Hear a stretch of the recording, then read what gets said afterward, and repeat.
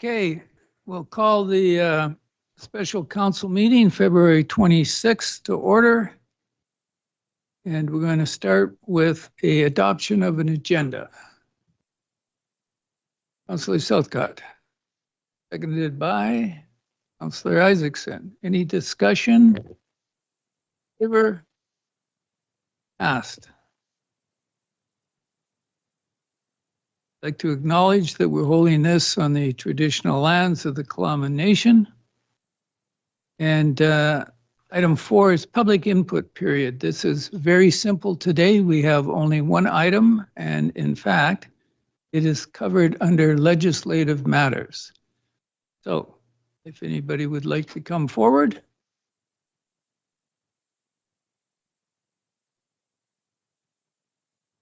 Oh. Just a little ahead of yourself.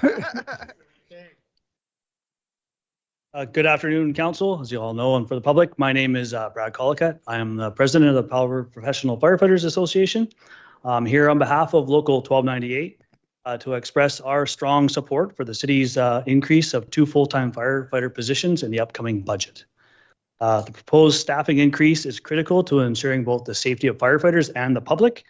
The addition of 2 firefighters, our department will be better equipped to meet WorkSafe BC standards and the National Fire Protection Association standards for initial response capabilities. Simply put, when a fire apparatus is not properly staffed, the extinguishment of fires can be delayed and the safety of our community is put at risk. These concerns aren't hypothetical concerns. The recent fire services master plan that the city had completed by Firewise Consulting and accepted by council identified the need for improved staffing levels. Local 1298 also fully supports the changes that have already occurred as a result of that master plan and the refocus on operational and response capabilities. The increase in staffing recommended in the Fire Protection Master Plan also aligns with the findings of a GIS report that Local 1298 had done through the International Association of Firefighters GIS department, which also demonstrated the challenges our current staffing model poses as the city grows and densifies. Approving 2 additional firefighter positions is a crucial first step in ensuring that Powell River is adequately prepared to provide fire protection services now and into the future. So we're here to urge council to keep these positions in the budget and take action to properly protect our growing city. Thank you for your time and your commitment to the public safety. Thank you. Anybody else in the council chambers? Do we have anybody online? Be online? All right. And now we will proceed to legislative matters. Good afternoon. I may have had a public comment, but I'll refrain from that. Okay, so we're going to go through a PowerPoint presentation over the Draft 2 financial plan, and I'll stop periodically so that you can ask questions, or if you're at a particular point where you think you want to ask a question, I'm free to open that up as well. So as we know, we're now presenting the Draft 2 plan according to our schedule, and we're on schedule and trying to remain on schedule. So the Draft 2 plan has the latest budget information, and it highlights changes from Draft 1 to the Draft 2 of various sections of the document. The goal now is for us to have a final council-approved 5-year 2026 to 2030 financial plan, which includes approval of the 2026 tax increase. And after that, of course, we would bring forward a financial plan bylaw that reflects those decisions for council's readings and adoption. So that's where we'd like to end up at the end of this meeting, with a decision so that staff can move forward to the financial plan bylaw. You can enlarge that a bit. So as you can see,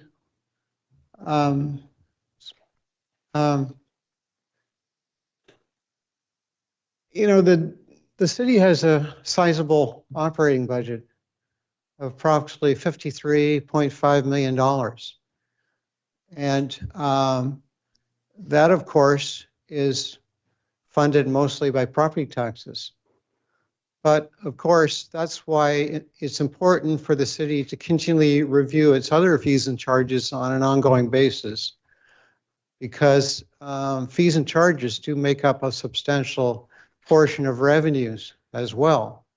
And so this is something the city is now in the midst of course, because recently they are been reviewing the planning fees. But it's just something to think about on an ongoing basis for the city to review those on an annual basis, because they need to keep up with the cost of doing business.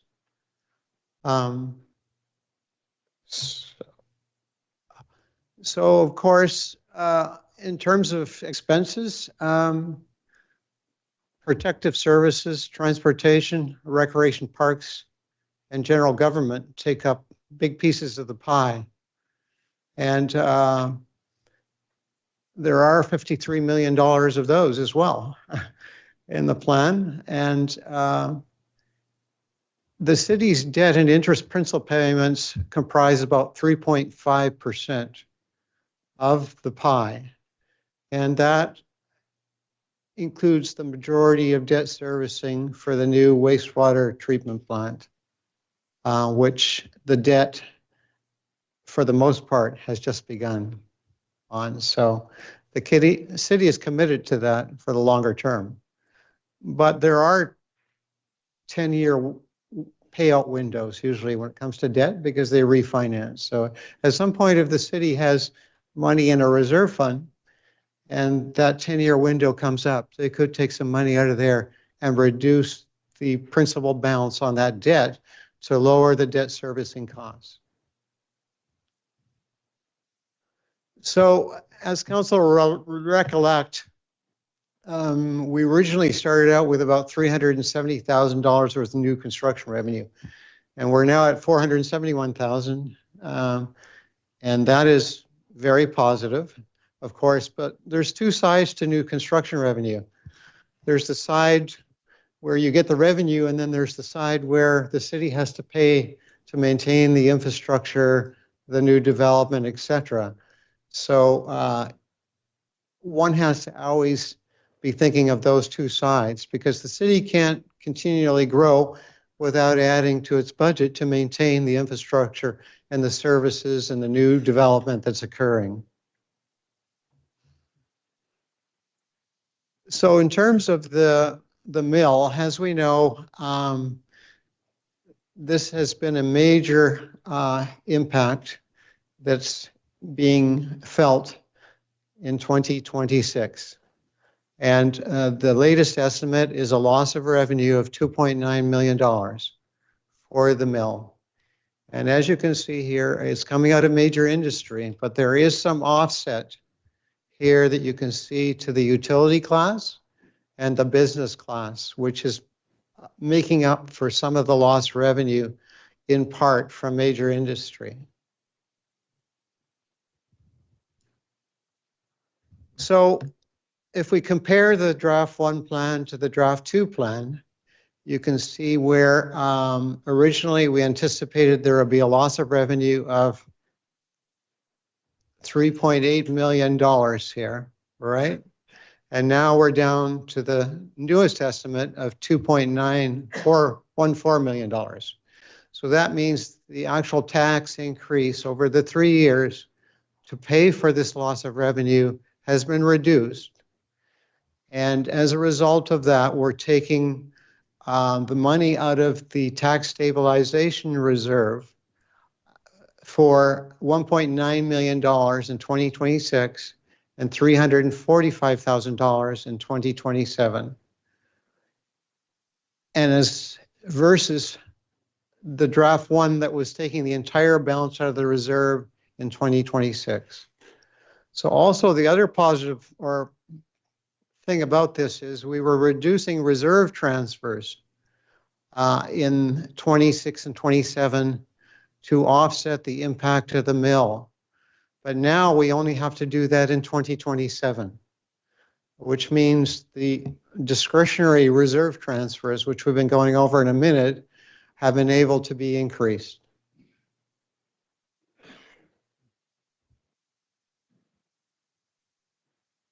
So the other major impact in the financial plan, which came to light over the last month or so, is the change in cost sharing for the RCMP contract.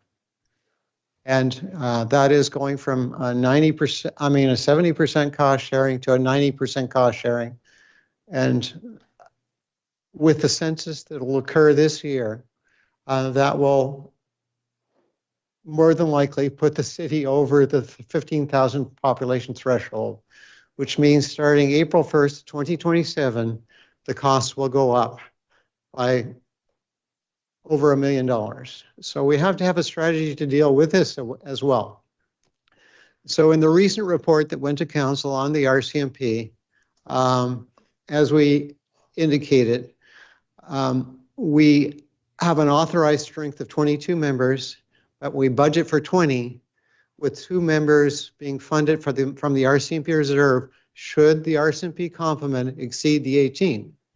But it has never exceeded the 18, which I can see.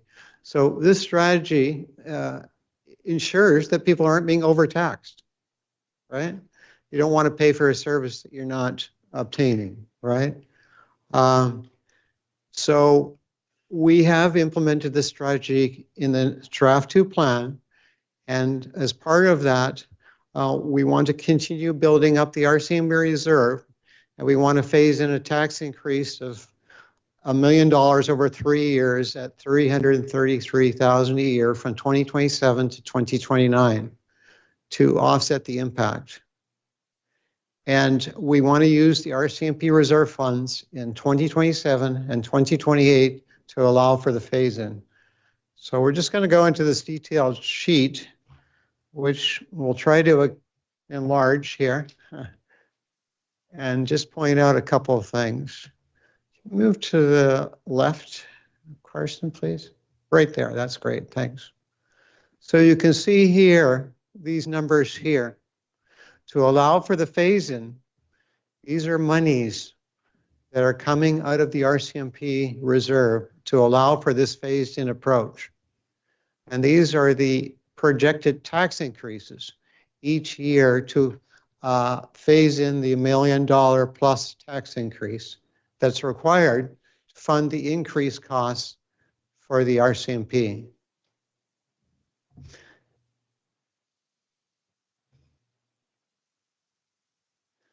So if we look at all the new impacts or not that have occurred since the draft 1 plan, we see here that council asked staff to add the 2 firefighters to the draft 2 plan. So that's a 1.35% impact.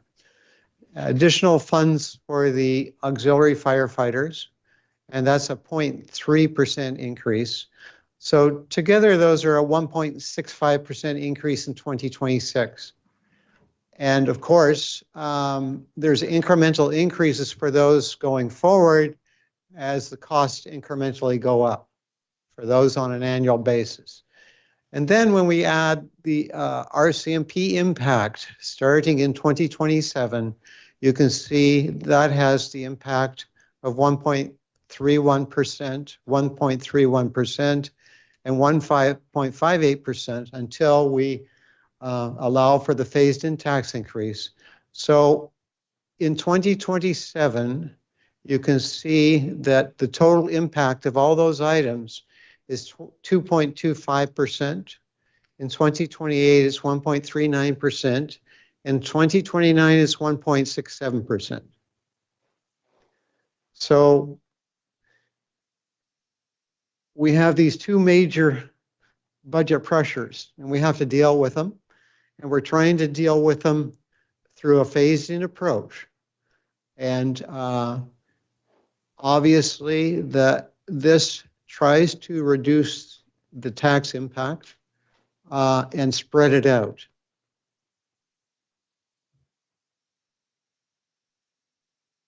So we have put the sewer and water utilities on a sustainable path with the changes that have occurred with the user rates and the parcel taxes.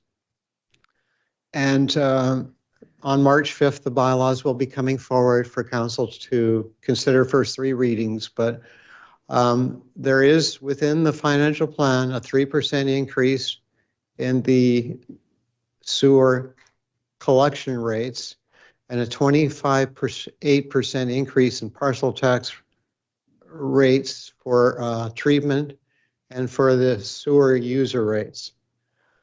But on the other hand, we have been able to reduce the water rates in 2026 by 25% for residential and 15% for commercial.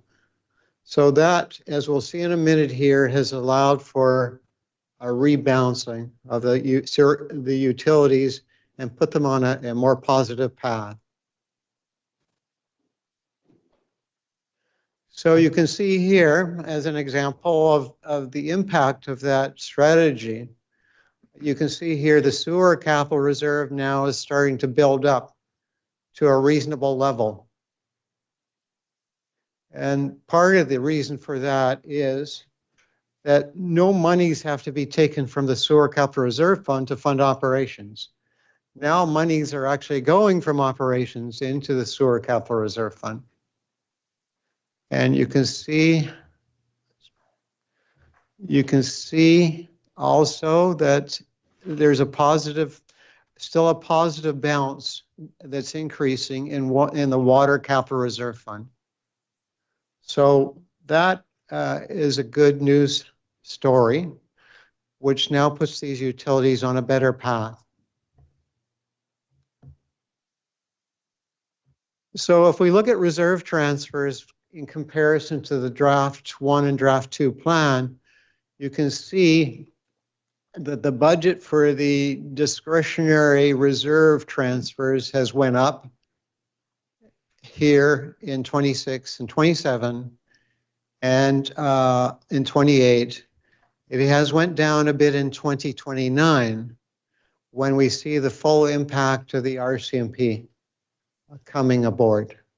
So overall, you can see here that the reserve transfers in the draft 2 plan versus draft 1 plan have went from 5.1 million to 5.4 million in 2026, from 3.4 million in 2027 to 4.1 million, and from 4.3 million to 4.3 similar.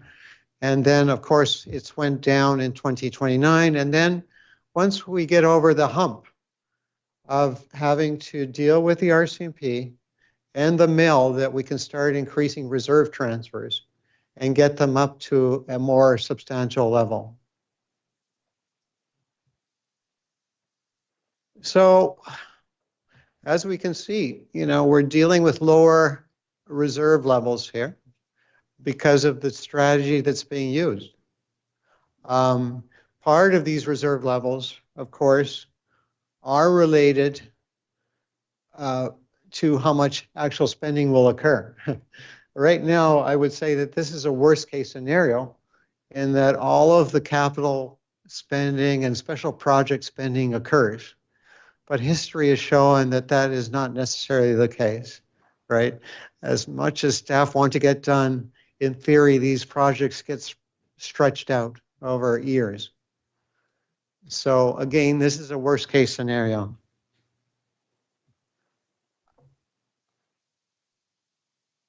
So you can see that there's a lot of capital spending planned for 2026 and 2027. And as history has shown, as I've said, that may not occur necessarily in those amounts, but there are necessary projects that need to get done. And one project I'll highlight with council that was added to the capital plan was an increased amount for the website. The report shows that the amount for the website was increased from 60,000 to 150,000 once staff started to review other local governments who had similar upgrades to websites. So staff did do some research around what other local governments were paying for websites. And so staff, of course, would be happy to address any detailed questions around that. In terms of the special projects, again, they're weighted more in 2026. I'll just point out one special project that is included in there is the DCC and ACC review, the development cost charges and amenity cost charges. That's a very, very important project for the city to get on with because some of the capital is being caused by growth. And we need to be collecting an appropriate amount from the development community for the impact of growth. If growth doesn't pay for it, taxpayers will, right? If you're not collecting money off the development community for the impacts of growth. And as we said earlier, when you have new construction, you have a lot of operating and other infrastructure impacts from it. And the city needs to consider that. So when we look at how the bottom line comes out, you can see here that in 2026, the current tax increase stands at 8.21%. And that includes the 2 firefighters at 1.35 and the additional money for the auxiliary firefighters at 0.3%. And as an option to reduce that increase, for every $239,000 that you reduce reserve transfers by, you reduce the overall tax increase. So as an example, if you reduce reserve transfers by the 1% here, your tax increase is down to 7.21%. All right. So the other impact, of course, in 2027, the other additional impact is the on-demand transit service, which in 2026 is being funded from the Climate Action Plan grant. And so now, if the service is to continue into 2027, you have to find tax money for it. So it is included in the draft 2 plan, and it is having a 0.89% tax impact in 2027. And then, of course, you see these RCMP increases that are coming in. So as a result of that, you're at 6.78% for 2027, 6.03% for 2028. I think Carson's doing a good job of reading my mind here. And 2028 is 7.87% and 9.18% in 2030. So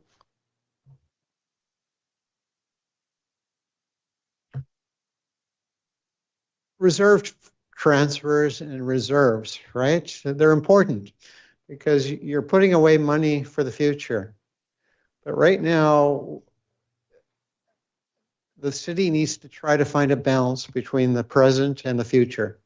Because presently we're dealing with some major issues probably that the city hasn't dealt with ever before. So we have, as we say, aggressive capital and special projects, which are weighted in 26 and 27, and they'll probably be stretched out. So reserves probably are, as we say, at the worst case right now.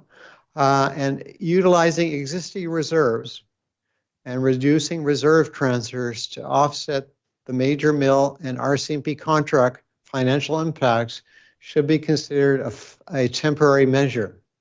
It's only being used as a bridge to spread out the ongoing tax increases.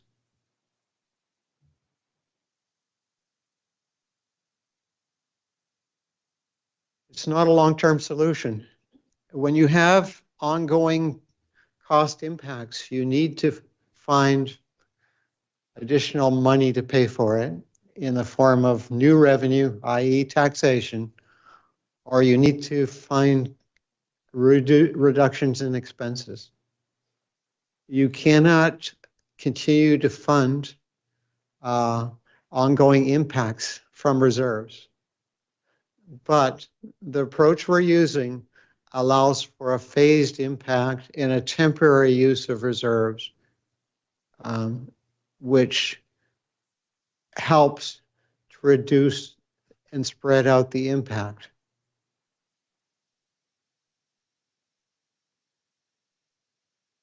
So if we look of these impacts on a household, considering all the other utility impacts, and of course, as council will recollect, we did have an increase in the recycling user fee because we're going to get new recycling carts that were funded through an internal loan. And so that is causing an increase in the overall impact on taxpayers and utility ratepayers as well. So when you look at the overall impact, an 8.21% increase in taxes and take everything else into consideration, it turns out to be 8.7%. Left. And so when you consider a 7.21% increase and you consider all those impacts, then the overall impact is 8%. And with a 6.21% increase in taxes, the overall impact when considering all those other items is a total increase of 7.3%.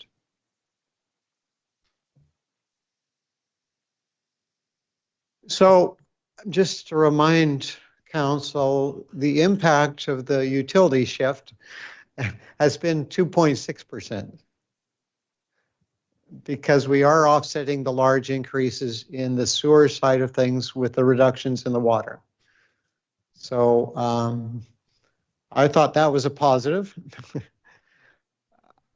So when we look at how Powell River compares,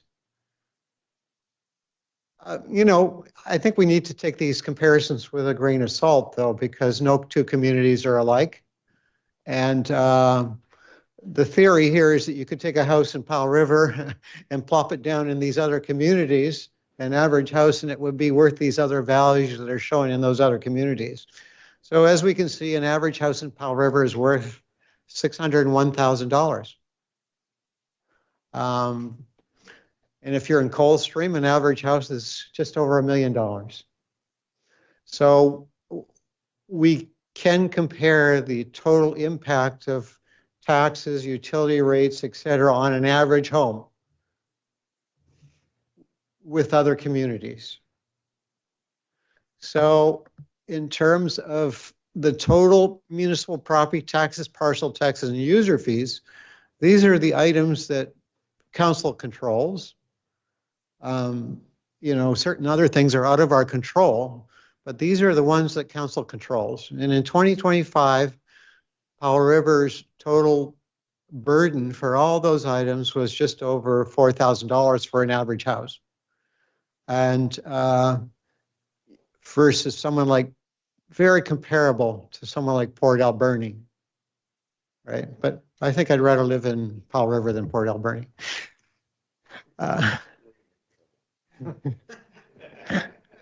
Don't start a feud on our behalf.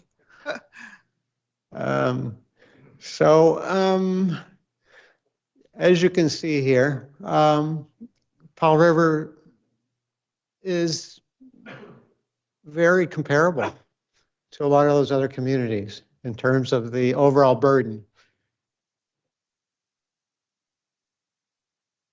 And as you go north, I think if we move over a bit to us, you can see, I think Terrace has a much lower tax and utility rate, parcel tax burden, right? But they're isolated to a certain extent as well. Okay, so when we look at municipal property taxes only, and we take them out of that picture, you can say Powell River's at $2,900 versus Port Alberni at $2,800. And so, you know, I think that this is one comparison, but I like to think of the total burden being taxes, all the utilities and the parcel taxes. So the second picture that we looked at, right?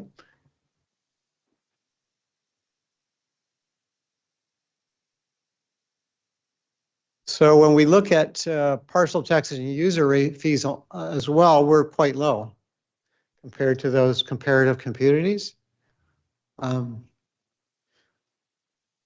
And when you look at the taxes from all the taxing authorities, and now this includes municipal, school,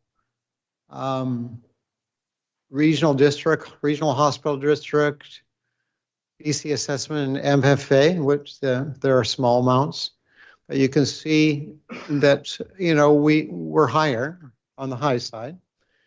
And of course, some of those things we have less control over, right?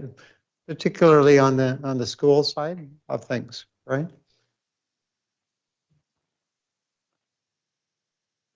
So there's some recommendations in the report, and I'm going to show them up here, but at this point, if there's any questions or anything we would like to discuss at this point, we're ready and willing. We'll start with Council Almeida. Thank you, Mayor. You mentioned the website cost increases, and in draft 1, we had a pretty detailed capital plan and special projects plan, but that wasn't included in draft 2. So any increases like that, I didn't see. Am I missing something, or are there other ways for us to see any updates to the capital and the special projects plan? We didn't include it with draft 2 through the chair.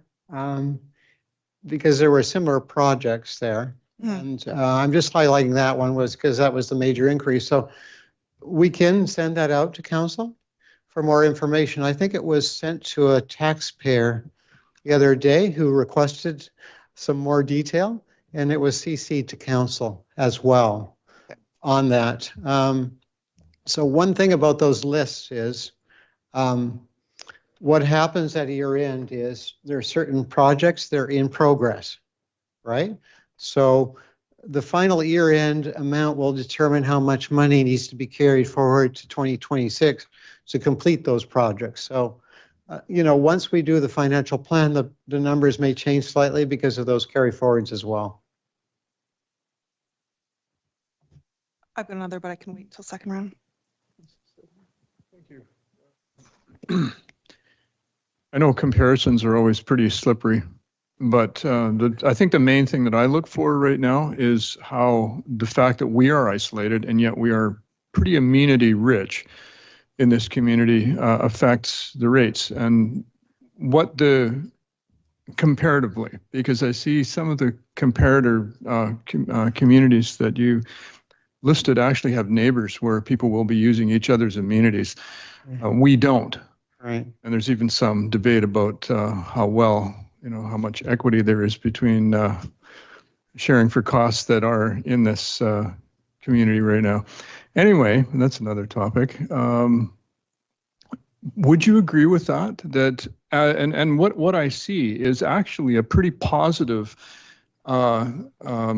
financial picture, relatively speaking, to other communities, because we're not way up higher as a result of having to pay for all the amenities that we have right here in this one city. And another thing is that we're the only regional area that only has one municipality in it. So, I mean, that's just another part of the fact that they're all right here pretty much, or many of them are. Would you agree with that? I mean, it looks like a really great report, and it's far less painful than I was expecting to see actually this year. Through the chair, I think that's true, that, you know, Powell River does have a lot of amenities. Some of those amenities are getting old, though, too, right? So, you know, Powell River is going to have to think about setting aside money for things like the leisure center, things like that, which, if you plan well ahead, it becomes palatable. It's when you don't plan well ahead becomes more urgent to do that. And I think in Powell River, you have some sort of, I'll call it a competitive advantage, using the private sector term. You have the community forest, right? Which is a very much an advantage for Powell River. So, Doug, question? Thank you. No, I actually don't have any questions on this. I think we've been through it at 2 or 3 meetings so far and discussed this. I'm looking forward to talking about the recommendations and see what actual presentation is going to be made about percentage tax increases. But I guess that'll come later. That's right. Thank you, Your Worship. So I just have like some curiosities. We have some uncertainty around what contributions might come from the regional district for the rec center. How does our budget handle sort of that? What happens if it ends up different than what we're projecting? Yeah, so right now we're budgeting a lower amount. Oh, okay. So if for some reason that increased, I think the thing to do would be to, it's a case of timing and what it would be known about that. But, we go with the best information we have at the time. And the fact of the matter is that may, as I understand it, may not be known for a period of time. I don't know quite yet, but I'm just, if we didn't have that uncertainty, we would be able to budget more accurately, and possibly that's affecting us a little bit with our rate as well then, so. Right, so I would think that, if there's things like that arise, one thing that could be done is, do a budget amendment to direct more money to reserves, right? Because, we are trying to use reserves here to try to lessen the impact, right? So if some more positive numbers come out, one option is to increase those reserves as well. Yeah, and then another question, a little while back, Sorry. one at a time? Okay, sorry. Carry on then. So my question is, do you have an estimate on what the total increase in taxes will be for an average home when the notice goes out this year, which including regional, all of those? Well, we have an estimate. It depends on where council decides the tax increase will be for 2026, right? But we don't have information. So if we go back here, you can see here the various tax increases up there. So if council decides on an 8.21% tax increase, and all the other items adding in, it's going to be 8.7%, right? But we do not know at this point the school taxes, the regional district taxes, and what the impact of those items are going to be. Okay, thank you. Councilor Isaacson, did you have a second question? Yes, please.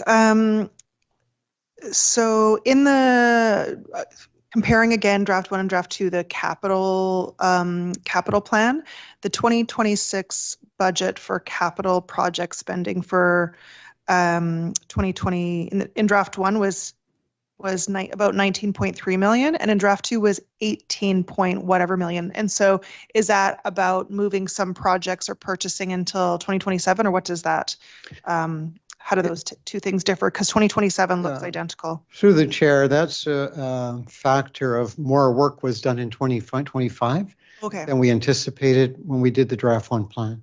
thank you. Councilor Elliott, do you have a second question? Yeah, thanks. So a little while back, we had our CMP have a pay raise that was retroactive. Are we all finished paying for that? That's already gone out of the reserves, and we still have reserves? Yeah, I think, let's go back here a bit. We're paying for it annually. Well, that's kind of what I was wondering about. Yeah. Can you enlarge that, please? Let's see here. To the left, please. Yeah, can you see there's a line item in there called severance? I think, over time. So Oh, okay. we are paying for it annually. And And that was the retroactive pay yeah, raise? it's built into the overall increases, I think, for the RCMP, and they pay for it annually as part of the per capita as well. So that was negotiated as the contract? That's my understanding. Okay. It's one of those things where, again, you don't have any control over. No, Right. at one point in time, we were all worried we had to pay the whole thing at once. And then, so it sounds like the RCMP paid it through the federal organization and contracted back to us over a period of time. Is that what you mean? That's right. So Okay. the other aspect of that, just as a side note, is that the RCMP built a large facility in Surrey called Green Timbers. I don't know if you've ever been there, but it's quite the facility. And so municipalities pay for that facility over time too. So they built it first and then decided how to pay for it later. Councillor Southcott. Yeah, thanks, Mayor. So that's what I was wondering about the Green Timbers, which I understand was E Division. Is that not correct? But why are we paying almost 10 grand for that per year? Not a very big amount, really. Because there was, after the facility was built, there was a negotiation that went on to say, how much you guys need to pay for it. And so they just said, to lessen the impact, we'll pay for it over time. Councillor Dote. Curiosity. So I'm trying to figure out exactly where we are. So I see the table you've got with different tax increases, 8.21, 7.21, and 6.21, and how they transform themselves into different percentage increases for the average house. But I don't see any particular changes to the financial plan that would follow an 8.21 tax increase compared to a 6.21 tax increase. And are you expecting that council is going to pick one of those three choices or something in between today, or what were you anticipating? Well, when we get to the recommendations, I think council's choices will be that we have some items that have been added to the plan that are causing part of the tax increase of 8.21. So council will have to make a decision on to include those or not. And the other aspect for reducing the increase is to reduce the reserve transfers further. I didn't see that in a table anywhere. We're going to get to the recommendations in a minute here, but I think the best picture of that let me back up a minute. Is this picture here, right? Which shows that, you know, inside the 8.21, we have those items for 1.35% and for 0.3%. And then if they are included in the 8.21%, and then if you decide that we can cut the reserve transfers by 1%, go down a bit. You go down up a bit, Carson. So if you cut reserve transfers by 1%, then you end up at 7.21%. But it's council's decision on the items that are in the plan that are adding to the tax increase. Now, one could ask is, what happens if I cut reserve transfers by 2%? The tax increase goes down to 6.21%, right? So I think just from my perspective, going over 2% wouldn't be recommended. Ideally, it would be up to 1% for cutting reserve transfers. But I think that overall, at this point in time, we haven't finished year end and we don't actually know what the year end balances in those reserves are, right? Okay. So So I actually had it on my list of questions is about what we're expecting our year-end surpluses to be, because we did have some understaffing and so forth, and I'm wondering if that is a way to reduce, if we could use that to go into reserves so that it offsets reductions in reserves to lower the taxes.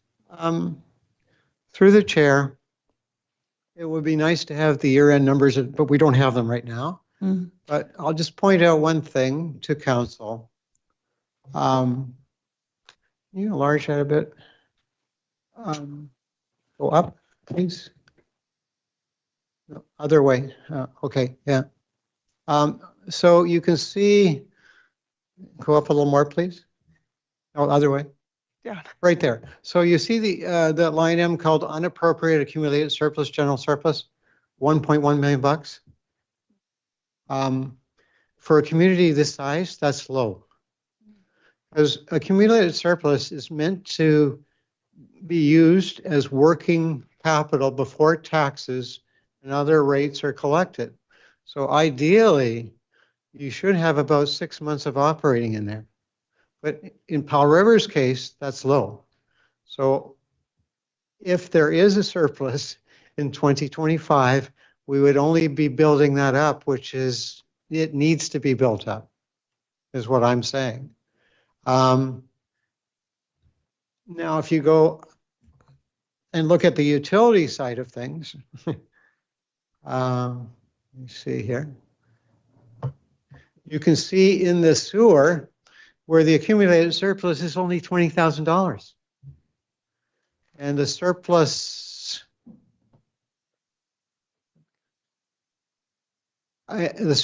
in the water is only $170,000. Again, those numbers are too low.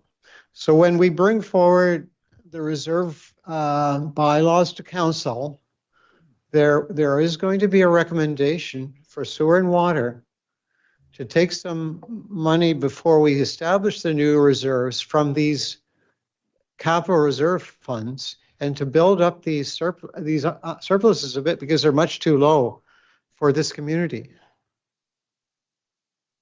So,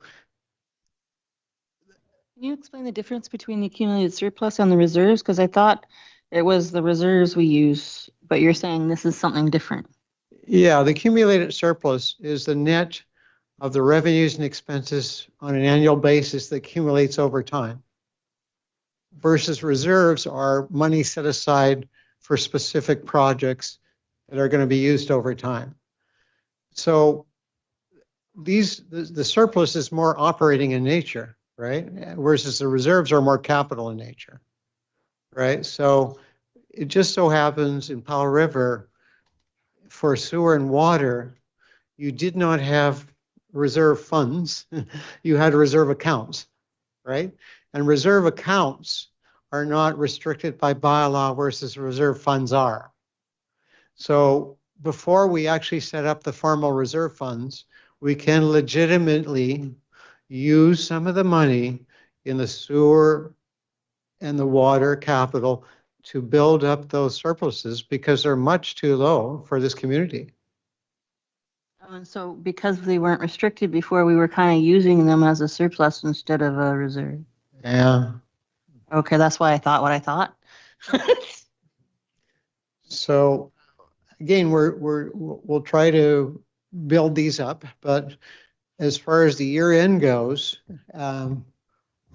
we just don't have those numbers right now. okay. Yes. Thank you, Mayor. Through the mayor to staff, and this might be a question for Director Rollins regarding transit and the on-demand piece. This year it's budgeted to come from the Climate Action Fund, and then 2027 there's an increase associated with it. Now, when BC Transit did their presentation, there was originally intention to maybe assess Route 3 and its needs, and maybe there might be an opportunity to reduce duplication between Route 3 and the on-demand piece. And I guess my question is, I want to know when we'll know if we can, for example, reduce Route 3, if we're looking at the cycle of analysis of transit and the costs associated, and if we can reduce costs, for example, in that Route 3, at what point in the planning cycle would we know that? When might we ask BC Transit to review their data for us to determine whether they would recommend reducing Route 3 because on-demand service serves that same area? I'm thinking about the timeline and the impact to budget for 2027. So I would suggest that I would take that question forward to BC Transit and Okay. specifically and gather that information for you and bring it forward as soon as possible. Okay, thank you. Okay, I think we're back to, Thank you, Mayor Wasno. If there's no further questions on this, I'm going to move to the recommendations.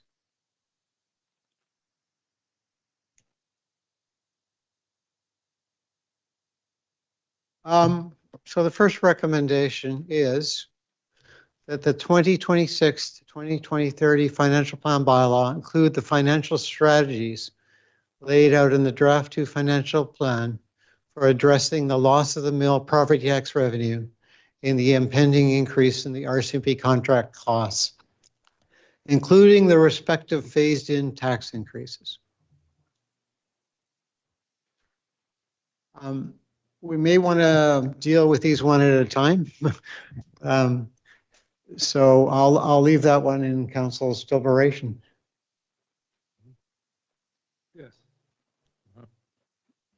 yes, I think the CFO's advice that we should deal with the recommendations one at a time is a very sensible recommendation. yes. I will move the recommendation that the 2026 to 2030 financial plan bylaw include the financial strategies laid out in draft 2 financial plan for addressing the loss of the mill property tax revenue and the impending increase in the RCMP contract costs, including the respective phased in tax increases.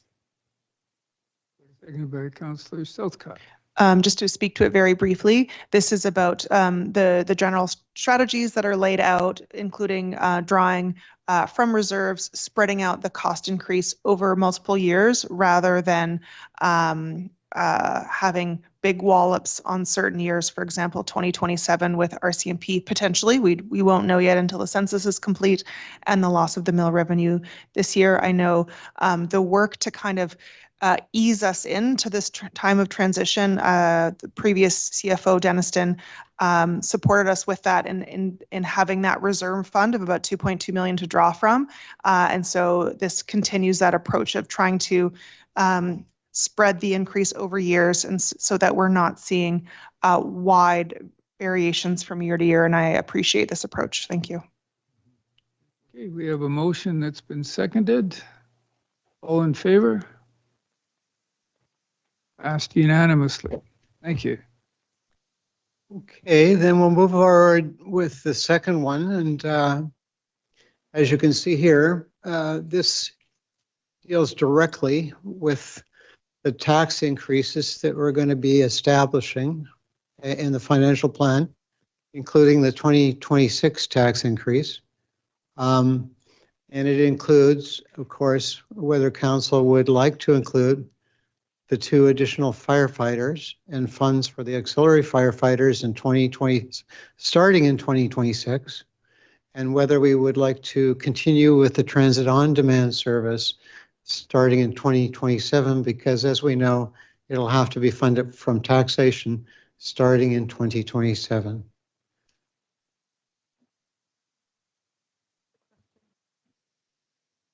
Yes, Councillor So as Councillor Doubt was talking before with the three choices for this year, the 8.21 and the 7.21 and the 6.21, you talk in general about how that if we say chose 6.21, it would remove 2 times 200 and whatever from the reserves.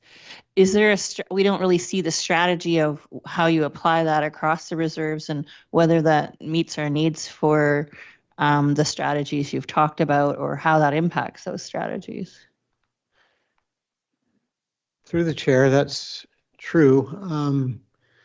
But just from looking at the projected balances, a 1% reduction in 2026 only would have a minor impact on the reserve balances.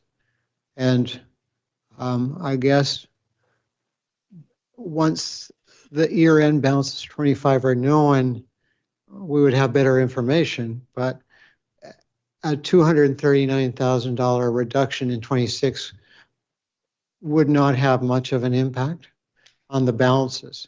And as we've already said, those balances are going to be impacted by all those lists of capital and special projects that staff have on the list. And if history is shown correctly, those won't necessarily all end up happening in 26 and 27. So and then in the motion we're talking about, or we have every year with a percent. Is there a chart like this for every year, or is it just? If we go back.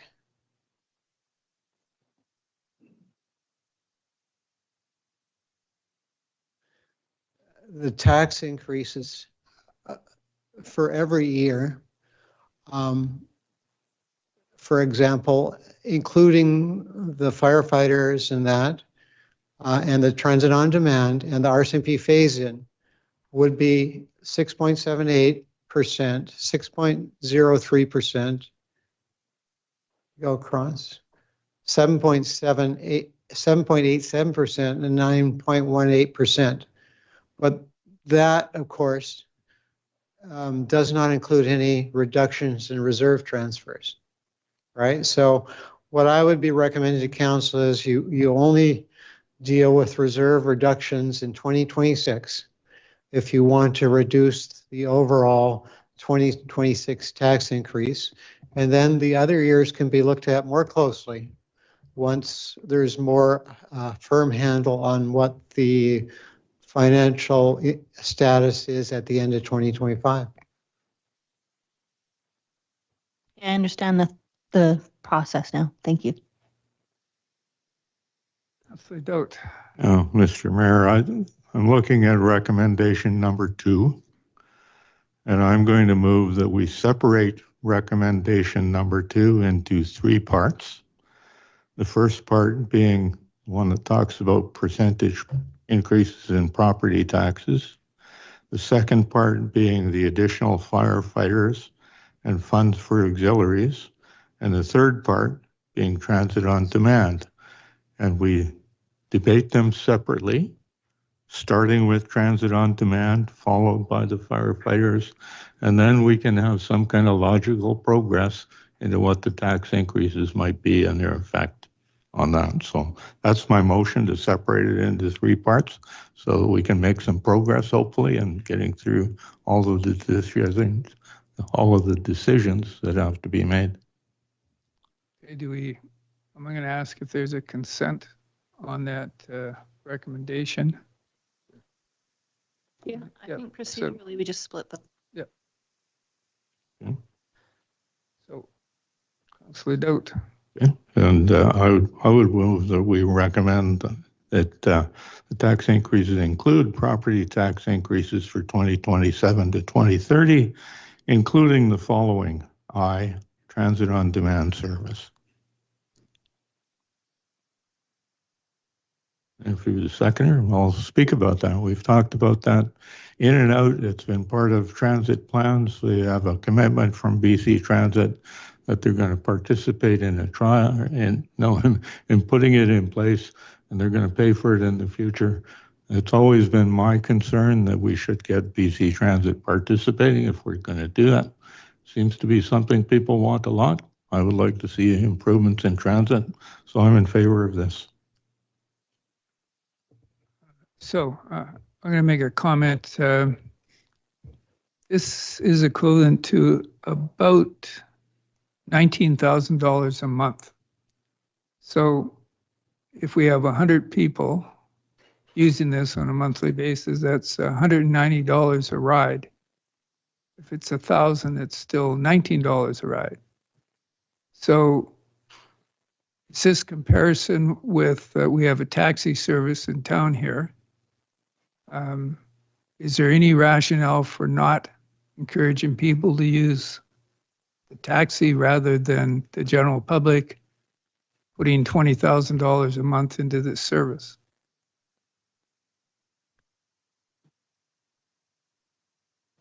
Through the chair,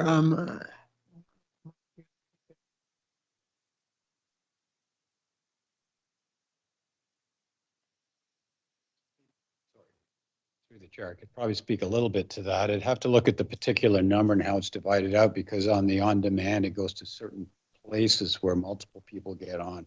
So I don't fully understand, as it's about to be implemented, that breakdown that you're trying to compare to a taxi service. So I think that'd be very good information to have, because yeah, why would we go one way if we don't have a long-term plan, if we have an alternative already ready-made? So I can gather that information and bring that forward as well.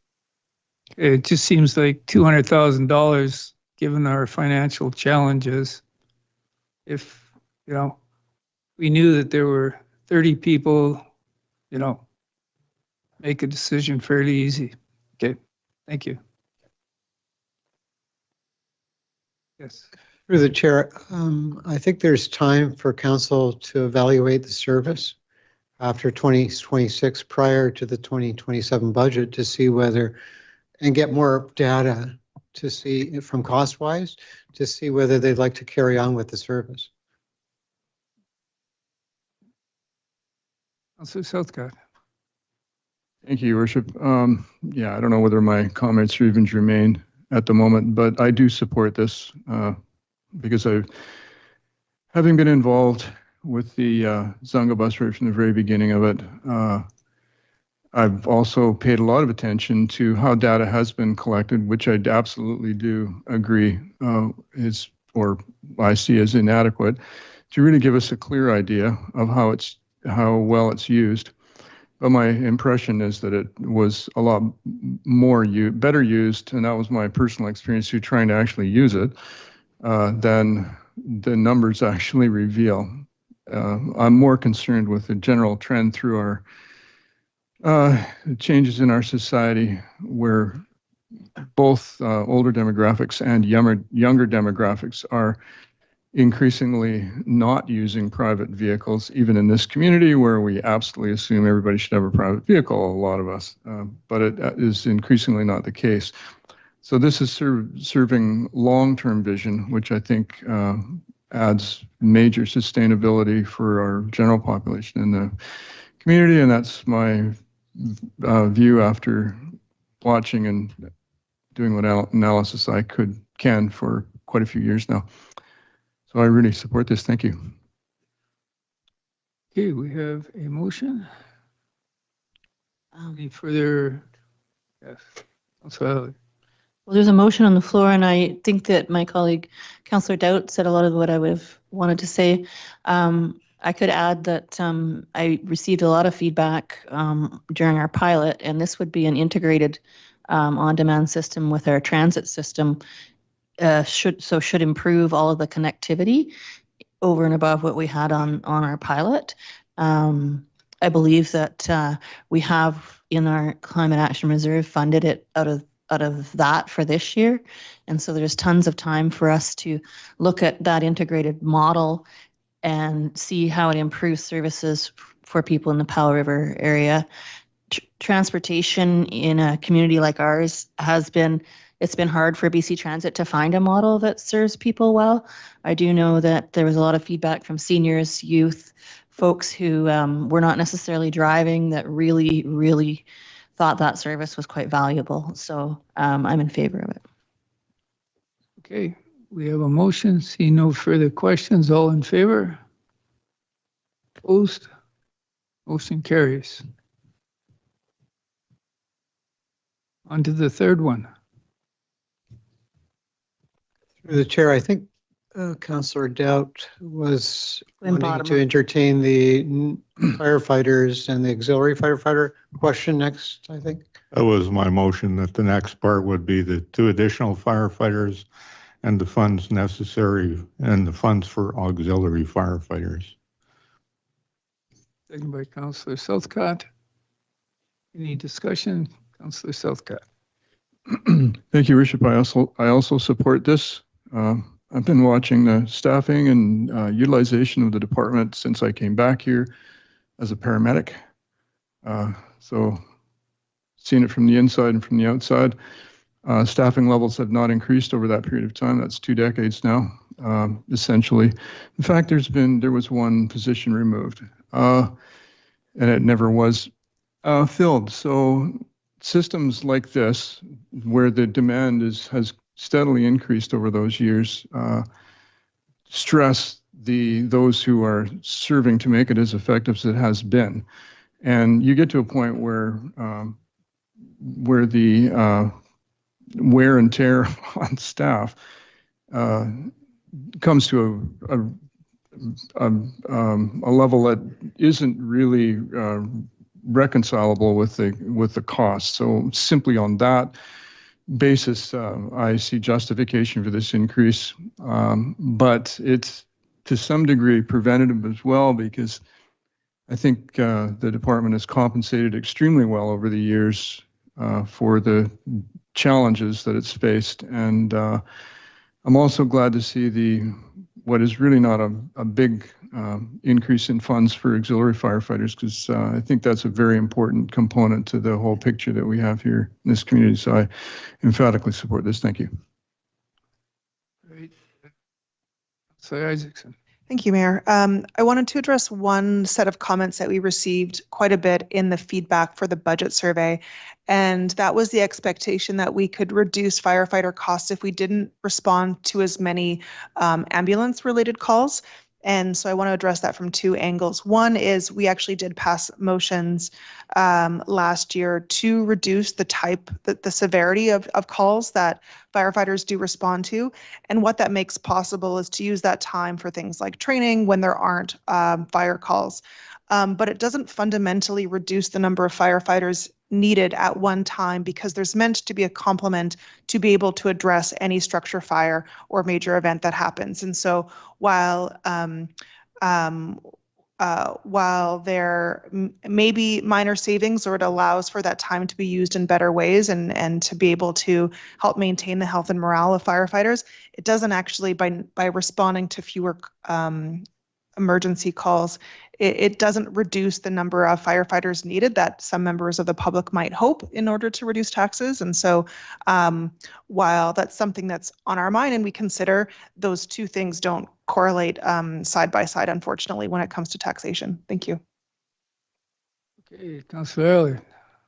Similar to Councillor Isaacson, I heard the feedback about we could increase our auxiliary on-call firefighting team, and we have multiple years in a row been working on trying to improve recruitment of that, and it hasn't been successful because our auxiliary fire contingent should be well above 20 and is not.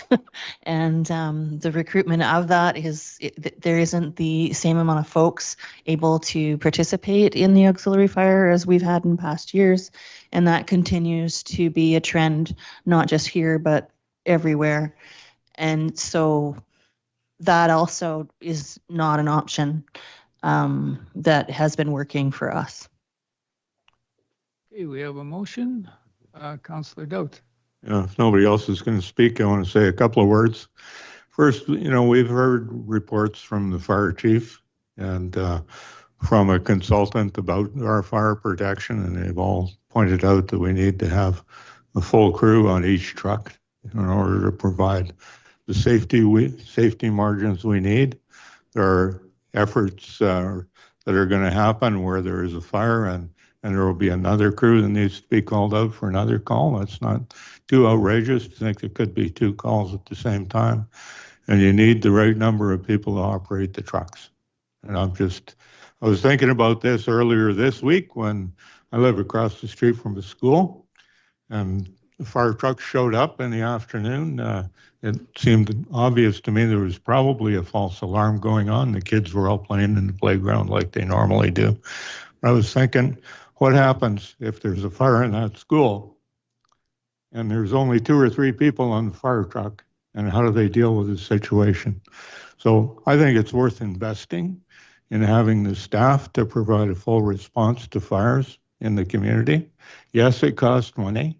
Everybody sees the report every year that talks about the higher paid workers for the city, and they see that firefighters are always around the top of the list about people that are putting in incredible hours and getting paid large amounts of money for what they do.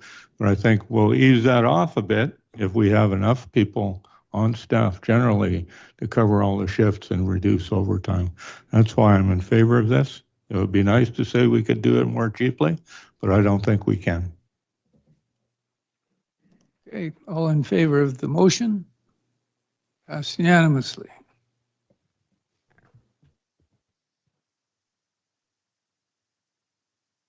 Through the chair, I think it would be, according to Councillor Dutt's plan of action here, to address A now, which would be a blank percent increase in property taxes for 2026, which currently stands at 8.21%.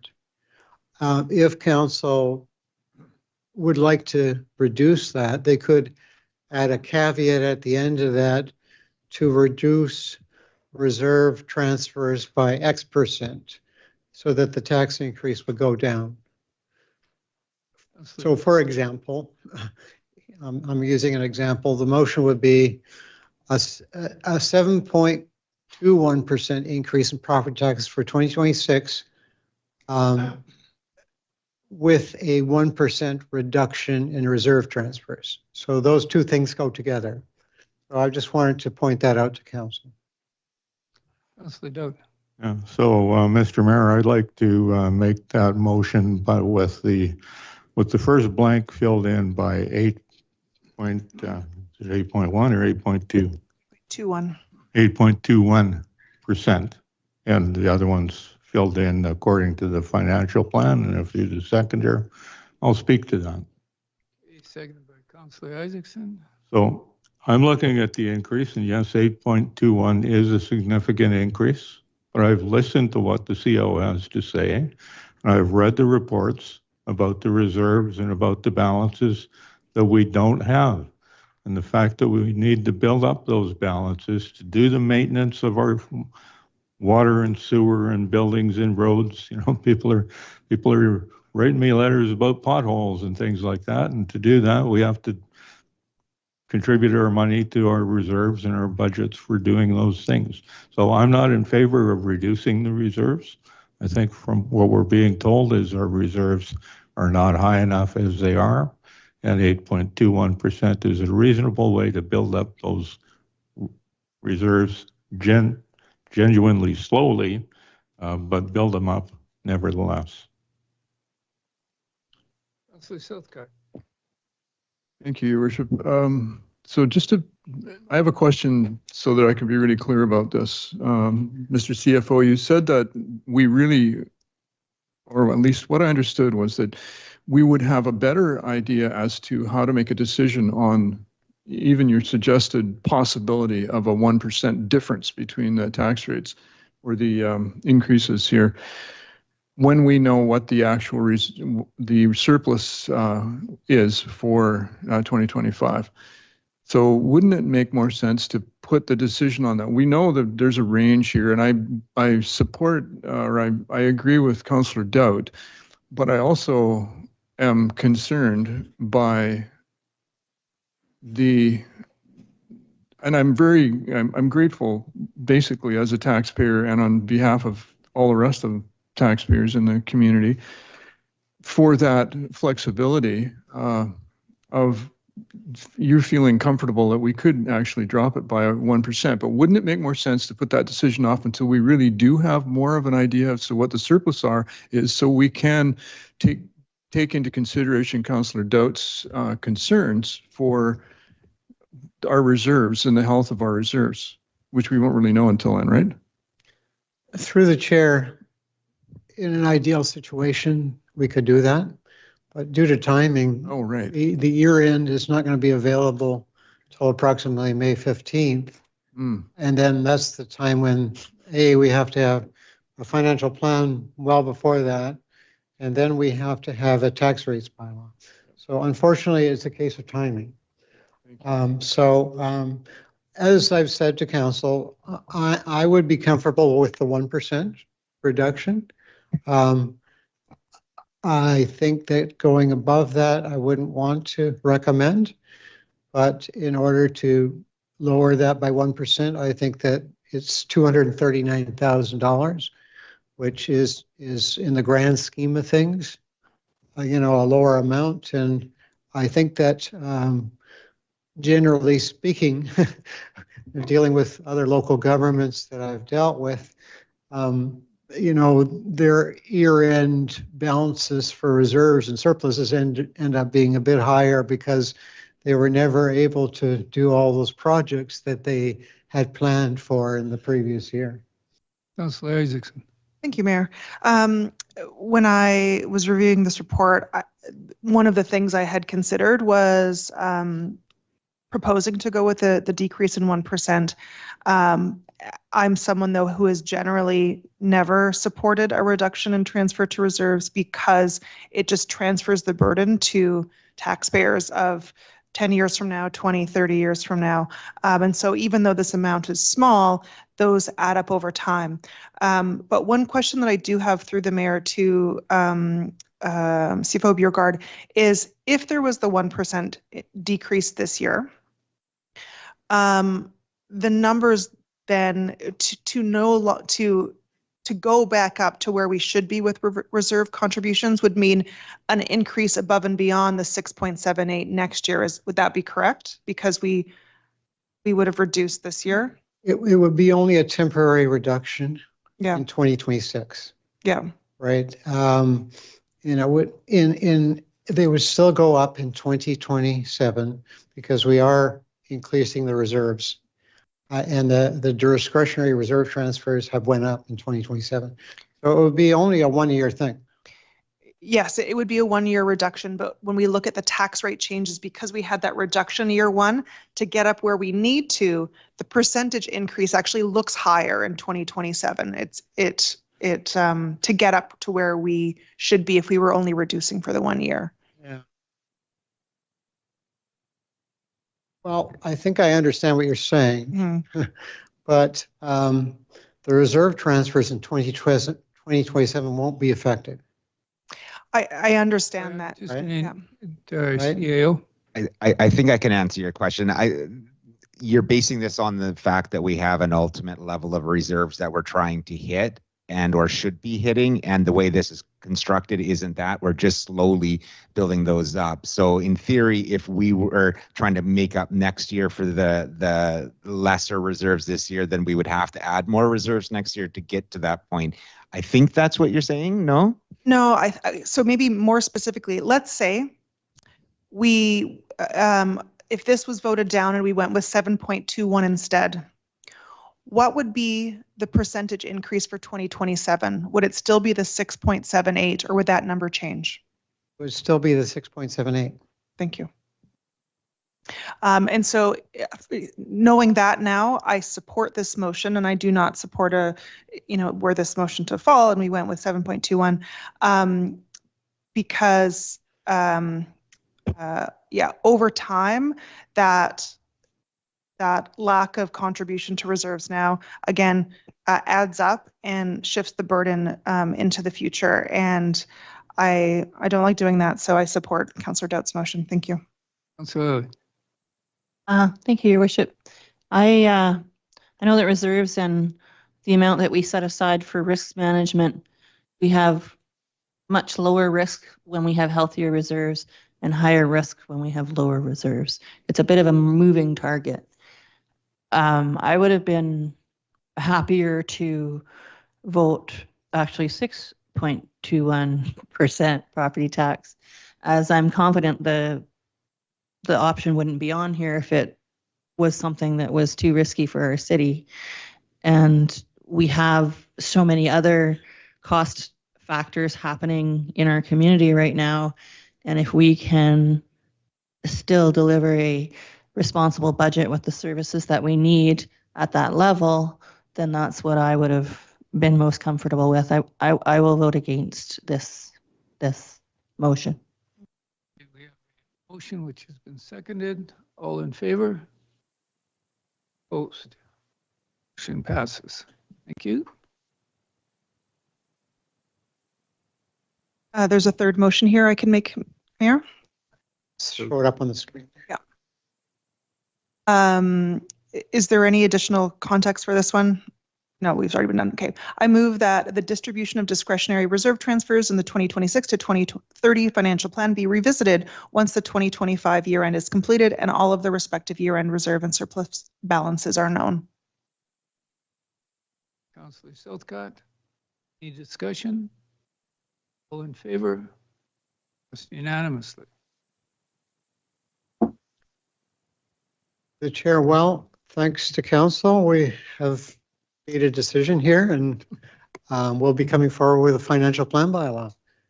That's indicative of council's decisions.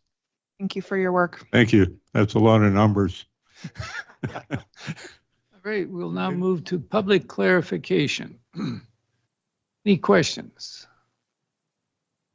Anybody online? Mr. Galinsky. Oh, we have a lineup.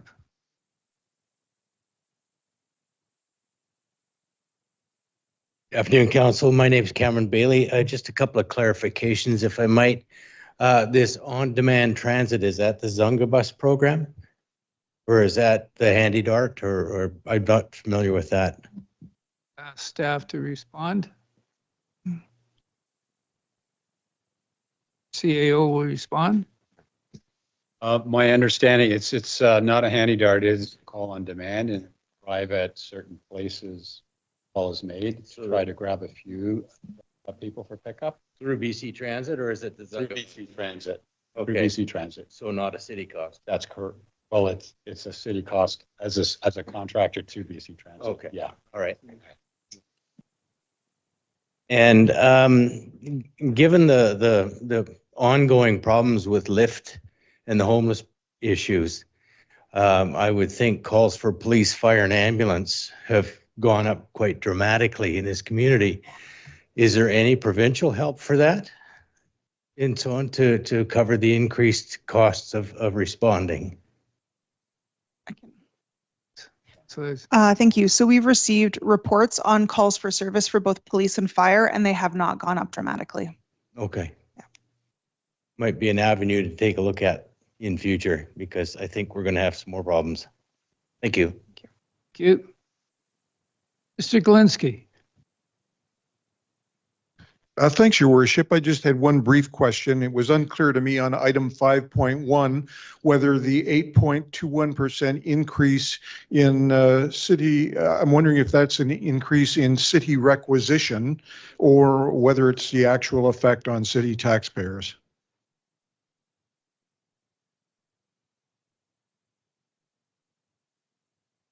So it's both.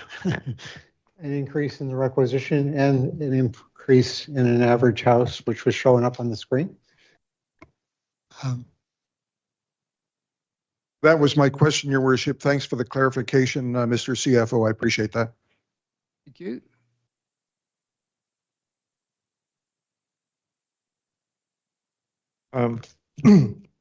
Roger Whitaker, citizen of Powell River, and I just have a couple of questions. The first one, oh, I got the wrong pie chart here. Which pie, excuse me, which pie chart shows the payment on debt of 1.3 million? That One here. Perfect. 1.8 million. Yeah. Thank you. Okay. So just a couple of questions. Thank you for the opportunity. The first question is, if debt and interest on principal payments is 1.8 million at 3.5%, does that mean we're $90 million in debt, which is 1 2/3 times our expected budget?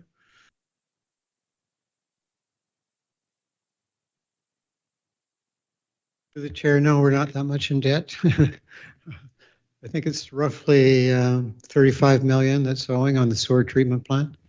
And we have other than that, we have very little debt. Okay, so we're 2/3 over in debt. And the second question is, in the policing budget, going up to 90% means that about 1,500 more people would come to town, assuming 4 people for family, that's around 375 homes. And because we're doing a census in 2026, this would assume that it's already happened, or there's going to be 10 people a day moving to Powell River, which seems pretty wild considering that all the real estate guesses are saying that everything's stagnant right now. So anyway, so if those 1,500 people are here, 4 people per household, that assumes that there's about 375 households spread around the community, each paying taxes of somewhere between $5,000 and $7,000 a year, which is somewhere around $2 to $2.25 million. So that would be the shortfall covered. I didn't hear any of that. I was late. I'm sorry. Maybe it was covered, but and then there's also attrition. People are going to be dying, and the older people first, maybe some of the younger people next, whatever the deal is. But I didn't hear any of that discussed. You have a question? We'll ask our. Well, that's the question. It balances out to if it's really happening. I'll attempt an answer for Mr. Whitaker. The BC government sent the city a letter a couple of months ago forewarning a potential crossover of 15,000 in population. Our 2021 census put us at about 13,900 and a 6% increase from the previous 5 years. If we have a 6% increase again, that won't take us to 15,000, but the CFO is doing due diligence to make sure the city is amply prepared if we've had a boom in population. So we won't know that number for another 6 to 8 months or maybe another year. And hopefully we haven't crossed that number, so we have another 5 years to prepare for that increase. But I imagine that when we look at the budget in 2027, we'll have a better idea because that's going to kick in at that point. And I appreciate that, but I'm saying that the new people would even that out. This has been a static community for 50 years. Until 5 years ago. Well, pardon? Thank you. Okay, I'll have to dig that up, but I do have a 1971 book says 13,000, etc. was population. Okay, so we'll have to have a look at all that, but it does, to my mind, it should even out, but I don't know if there's actuarial tables have been worked out. Thank you very much. Your worship. Yes. There's some of us on council that are also skeptical that the census will land us over 15,000. So you're not the only one to question that. But since the provincial government wrote us a letter and asked us to be prepared, we're just introducing a financial plan that's a little on the cautious side. Should the census come back with the way some of us expect, then that would be really good news on that front. Great. Okay. Thank you. Anybody online?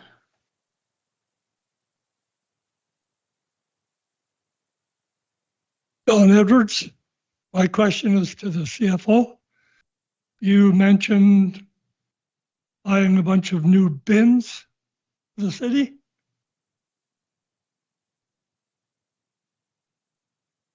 I think referring to new carts, I call them bins sometimes. Okay. For the Recycling. recycling. I just wonder if at this time that's fiscally responsible. Seems how we're strapped for money. Is that a real priority? Having new bins? The reason I'm asking is we had a pilot project 2 years ago, 3 years ago. And I think there was 400 bins purchased at that time. And then in somebody's wisdom, they decided to get new, smaller bins. So the 400 were thrown in the municipal yard upside down. I don't think that's fiscally responsible for my way of looking at it. Just response. Yep, thank you, Mayor. So yeah, we discussed this as a council last fall, and in order to pay for those bins, we're drawing from the Water Reserve Fund and paying for them over a couple of years. One of the main reasons that staff came forward with this recommendation is to reduce the costs associated with staff injury, repetitive strain injury from picking up carts off the ground into the truck. And so instead, this allows us to use the same automation that the other two ones get picked up at. So it's so you're right, there is a cost. Ideally, there are also savings because we're not having to supplement staffing who are off with injury. But it's a valid question. It's something that council debated last fall. Well, what I would like to know is what's happening with the 400 bins that are laying upside down in the municipal yard. Why are they not being sold or whatever? I complained to Rob Fraser when they took the big bins away. My yard is a big yard. I live on Mackenzie. I took the big bins away. Give me a smaller bin so it doesn't fit my grass when I cut. His recommendation was that I buy another bin.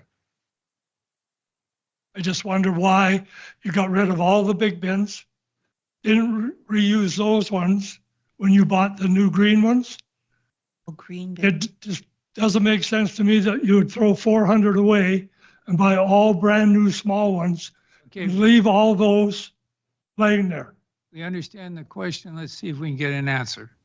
To be perfectly honest, it's the first I've ever heard of it, but staff can look into it to see if there's an opportunity to utilize the bins, but I can't comment beyond that. We'll get the response back to you. Thank you. Anybody online? No?